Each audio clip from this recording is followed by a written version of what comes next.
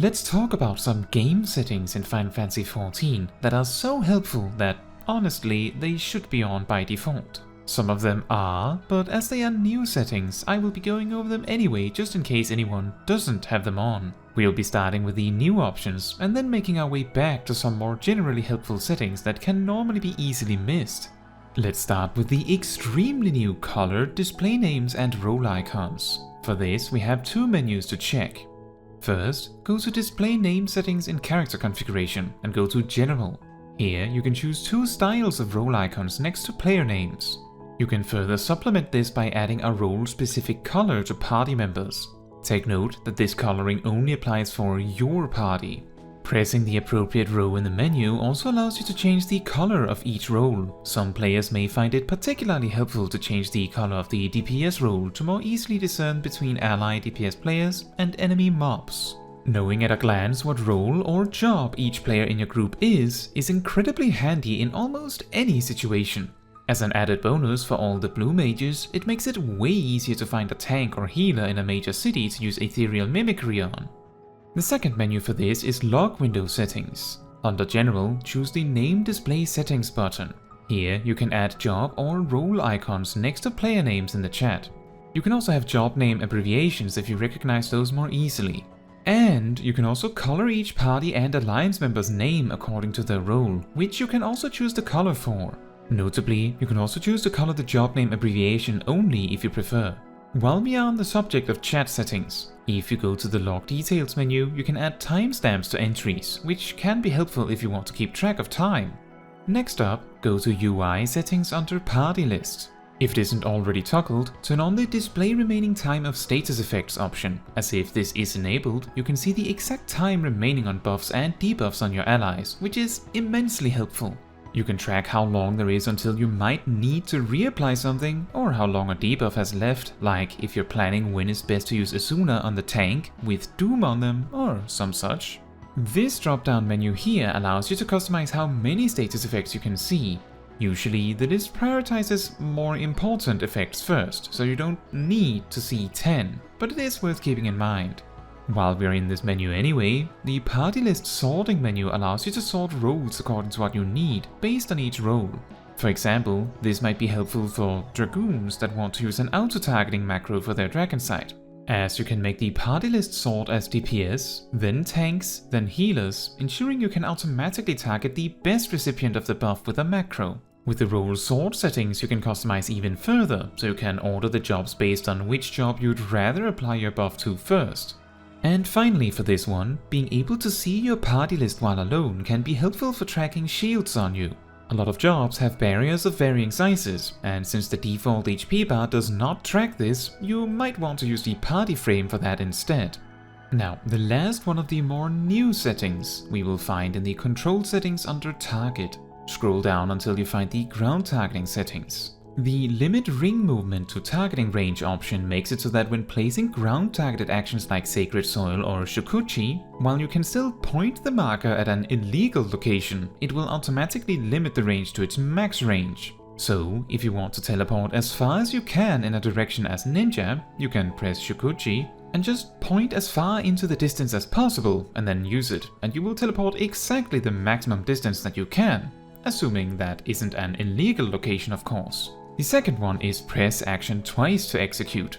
If you play the game using keybinds, I highly recommend you to consider it if you aren't. By toggling this, you can cast a ground targeted action by pressing the keybind twice, instead of pressing the keybind followed by left click, or whatever your confirm key happens to be. If you have a mouse, it's probably left click. While we are in this menu, another thing worth considering that is a bit less new is the auto target settings. Now, simply put, I recommend toggling both of the options here. Auto-target according to priority means that if you're mashing an attack button, if your current target dies, or if you have no target, it will automatically find a target, somewhat according to your targeting priority, and use the attack on them instead. In nearly all situations, this is always a good thing. For melee jobs, it can sometimes be more beneficial to choose the closest range priority as it ensures that the auto-targeted enemy is as close as possible to you. Line of sight is a bit more complicated, but it sort of chooses the target based on a combination of what's closest and what comes first from left to right on your screen. Enable full auto target, the other toggle option, makes it so that if you have no target and something swings at you, the game soft targets them. Usually if you follow up, it becomes a normal target, so the soft target detail rarely comes up. However, just in case anyone is curious, soft targeting is a way that allows you to temporarily target something for a single action. It is a way some controller players use to apply heals and quickly switch back to the boss, for example, by soft targeting an ally. Anyway, the point is that this toggle allows you to quickly swing back at anything that attacks you. On the subject of targeting choices, the target type, target closest enemies setting affects how your tap targeting works. Ignore depth means that if you tap through the enemies in front of you, it will start with a close enemy and then always go from left to right, making it very predictable. Cone prioritizes closer enemies, making it sometimes feel less predictable. For jobs like healers that often want to apply their dot to multiple enemies in succession during pulls, I personally find the ignore depth easier to ensure that I get each enemy one after another. And specifically for PvP, using both the closest range auto target priority and cone tends to increase the chances that when you tap target things, you will target whatever's closest to you, which in a frantic situation will often be whoever's wailing on you at this very moment. Now, with the more new settings out of the way, let's move on to some of the more classic quality of life settings. First, while still in the control settings, hop over to the character submenu. Here you will find the battle effects settings. Now, while you are in a 4-man party, usually you can still sort of see what's going on with everything set to show all. However, once more players are introduced, it can get extremely hectic or outright impossible to see what you need to see, like boss mechanics. Show all obviously makes it so that you can see all effects from the category of players chosen. Show limited makes it so that you can only see the important actions from the category. For example, a ground targeted effect that you might want to stand in or move enemies to will be visible, but regular attacks or heals are typically hidden entirely. Show none makes it so that you can't see anything from the player, with the exception that, for some reason, limit breaks are always visible. For this reason, I recommend setting party effects to show limited and others to show none. This means that you cannot see a different Alliance raid team's White Mage's Asylum, which won't heal you anyway, so you can spare your energy on that.